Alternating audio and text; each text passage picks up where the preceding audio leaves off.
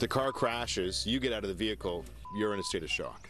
Absolutely, yeah, of course, yeah. It was shocking, yeah, because like 100% nobody expected this. It's a six-figure car crash all caught on camera. Saturday, April 21st, just before 4 p.m. I'm told an exotic car club was getting together here along Polson Pier. They were going to have a little photo shoot with the Toronto skyline behind them. Now, I'm told some members of the car club are running a little bit late. So the driver of a McLaren 720, a very expensive car, was taking people for a rip here along Polson Pier. Now, I spoke with one man who was a passenger in that car going for a little bit of a joyride. He pulled out his phone and began taking video. He says the driver of the McLaren who he had just met hit the gas, lost control, and slammed into a parked Audi R8 right here across the street.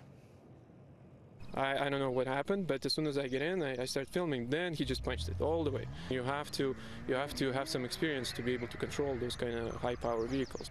Today's City News spoke with this man who was sitting shotgun shooting this video inside the sports car when the McLaren crashed. His first name is Mike, though he asked that we not reveal his full identity. It was a scary experience, yeah, especially, like I said, I was not even looking at the speedo. I did not know how fast we were going, so I couldn't even gauge, like what kind of impact to expect. Mike says all he knew about the driver when he got into the McLaren was that his name was Neil. In the video, you'll see the driver of the McLaren in red shoes first run up to the Audi R8. Then the driver runs back to the McLaren before running off. Mike says that's the last time he saw him. He was nowhere to be found. However, when the police came, they found a passport. They found the Chinese passport, and then he just disappeared. Like we have not seen the driver, I guess, since then. There were also two passengers inside the Audi. Thankfully, everyone was able to walk away, or in the case of the driver of the McLaren, run. There's also been multiple incidents involving sports cars in the GTA in recent weeks. April 28th, the driver of this Porsche hits a police vehicle before fleeing on foot. Sunday, April 1st, a woman lost her life when a Lamborghini crashed in Stouffville. We reached out to one of our country's top drivers. He believes in this case, the driver of the McLaren turned off his traction control and might also have been missing some important training. You're the Canadian National Rally Car Champion. When you watch this video, what do you see?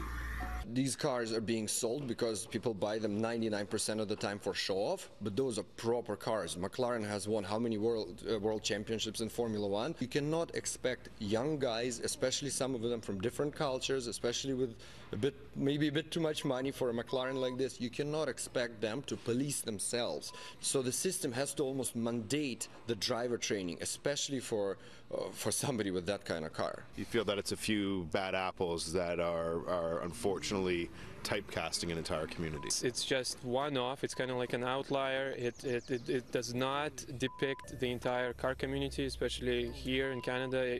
We do try to be safe.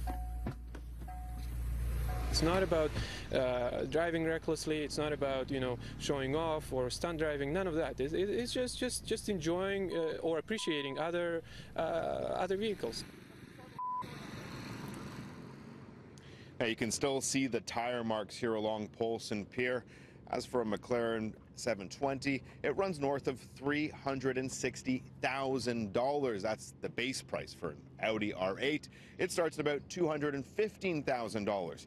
We reached out to Toronto Police today for some information about the driver who was last seen fleeing, taking the Heel Toe Express. All the Toronto Police would say is that they're moving forward with an investigation, and they hope to have an update in the coming days.